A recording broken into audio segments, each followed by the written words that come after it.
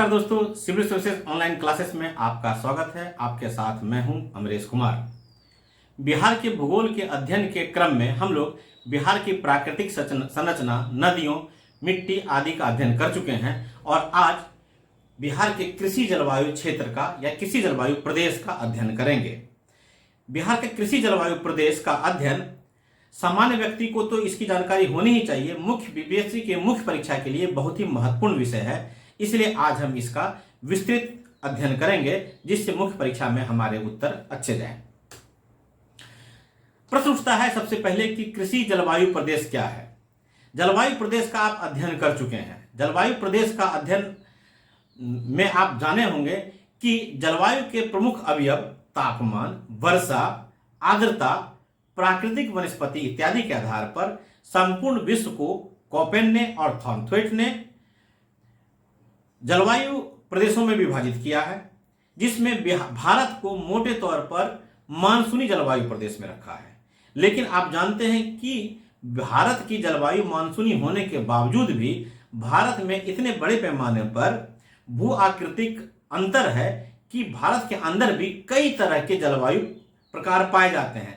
वास्तव में विश्व जलवायु वर्गीकरण के जितने भी प्रकार हैं, जैसे टुंड्रा, टैगा, मरुस्थलीय, विषुवतीय, सवाना, ये सभी जलवायु प्रकार भारत के विभिन्न विभिन्न क्षेत्रों में पाए जाते हैं। लेकिन हमारा आज विषय है बिहार का जलवायु और बिहार के कृषि जलवायु प्रदेश। तो बिहार में भी मोटे तौर पर एक ही प्रकार के जलवायु हैं, लेकिन मात्र जलवायु के आधार पर कृषि नहीं होती है, क्योंकि कृषि होने के लिए जलवायु के साथ साथ उस क्षेत्र के मृदा का भी बहुत उसमें योगदान होता है। वहां किस प्रकार की फसल हो सकती है, तो फसलों के प्रकार यानी कृषि और जलवायु अवयव तापमान, वर्षा और वनस्पति, आर्द्रता इत्यादि को मिक्स करके जब हम किसी प्रदेश का निर्धारण करते हैं तो उसे कृषि जलवायु प्रदेश कहते हैं। तो भारत को भी कृषि जलवायु प्रदेश में विभाजन करने के अनेक प्रयास हुए हैं। वो क्यों हुए हैं? क्योंकि बृहद योजना बनाई जा सके। योजना दो प्रकार की होती हैं, माइक्रो और मैक्रो। तो मैक्रो योजना बनाने के लिए कृषि जलवायु प्रदेश विभाजित करने के कई प्रयास हुए हैं। इस प्रयास करने के संबंध में योजना आयोग के द्वारा प्रयास किया गया है, राष्ट्रीय कृषि अनुसंधान परिषद के द्वारा प्रयास किया गया है और मृदा सर्वेक्षण भूमि उपयोग योजना के तहत किया गया है। इनमें से खास तौर पर तापमान, वर्षा, मृदा के प्रकार और जल संसाधन की उपलब्धता।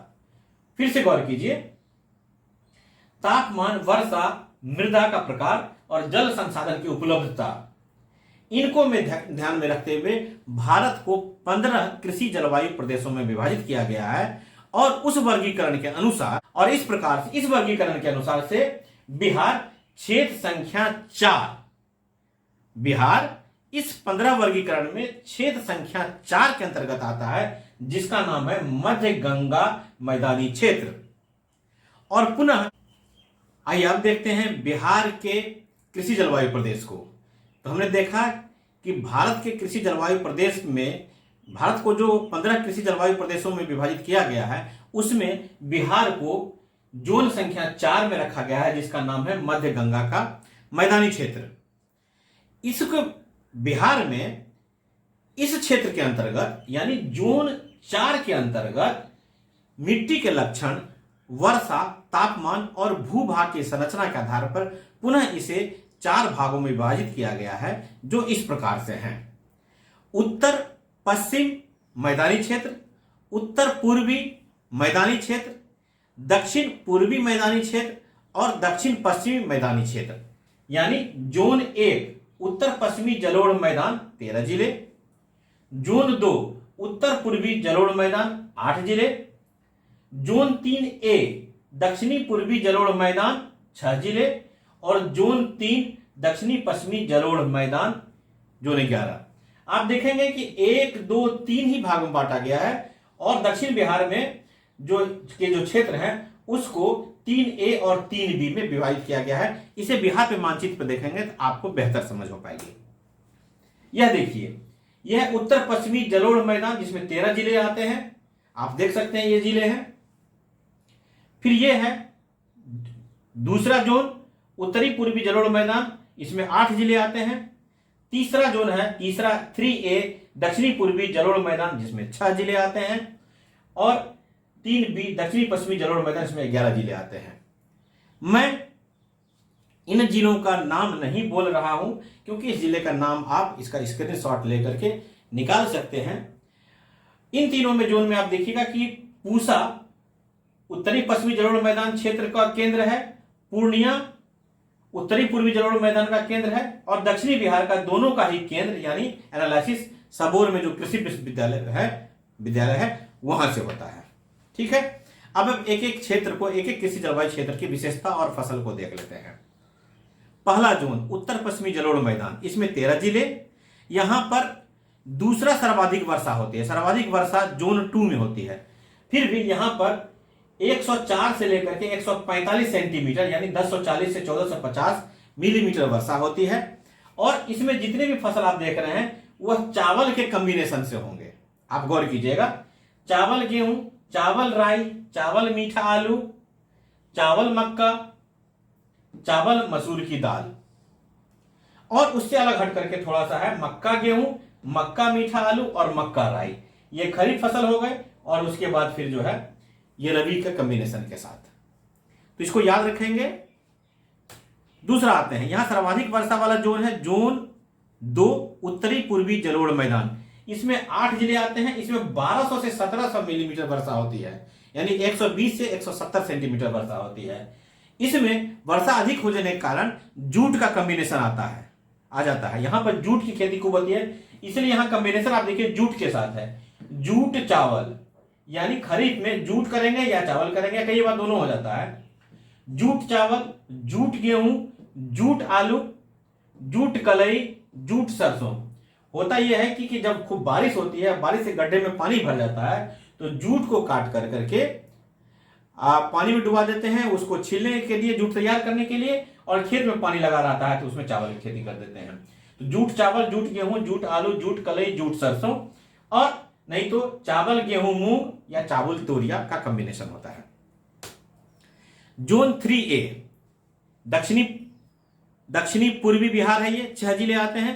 इसमें चावल गेहूं, चावल चना, चावल मसूर की दाल और चावल राय, यही कॉम्बिनेशन आपको अगले जोन में यानी जोन 3B में भी मिलेगा, जो दक्षिणी पश्चिमी जलोढ़ मैदान का है, जिसमें 11 जिले आते हैं।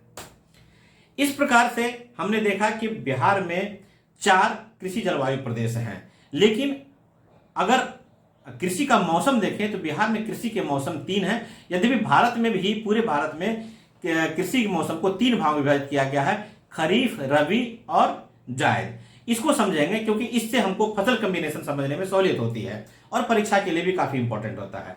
तो सबसे पहले खरीफ का मौसम जुलाई में मानसून के आगमन के साथ ही शुरू होता है। मानसून तो वैसे 1 जून को भारत में आ जाता है, लेकिन बिहार आते आते उसको 15 जून तक लगता है, लेकिन ठीक से बारिश होने में उससे जुलाई आ जाता है। इसलिए जुलाई से अक्टूबर के बीच में खरीफ का मौसम होता है, जिसमें धान, बाजरा, मक्का, कपास, मूंगफली, शकरकंद, उर्द, मूंग, मोठ, ज्वार, तिल, गवार, जूट, सनई, अरहर, ढेंचा, गन्ना, सोयाबीन, भिंडी इत्यादि की खेती होती है। अक्टूबर में के बाद जाड़े का मौसम की शुरुआत होती है, तो रबी का मौसम आ जाता है। और रबी के मौसम में जो खेती की जाती है वह अक्टूबर से मार्च तक ये फसल चलता है। इसके दौरान जो चीजें होती है, गेहूं, जौ, चना, सरसों, मटर, बरसीम, रिजका, मसूर, आलू, राई, तंबाकू, लाही और जई। परीक्षा में कई बार पूछा जाता है कि कौन सा फसल खरीफ का है, कौन सा रबी है।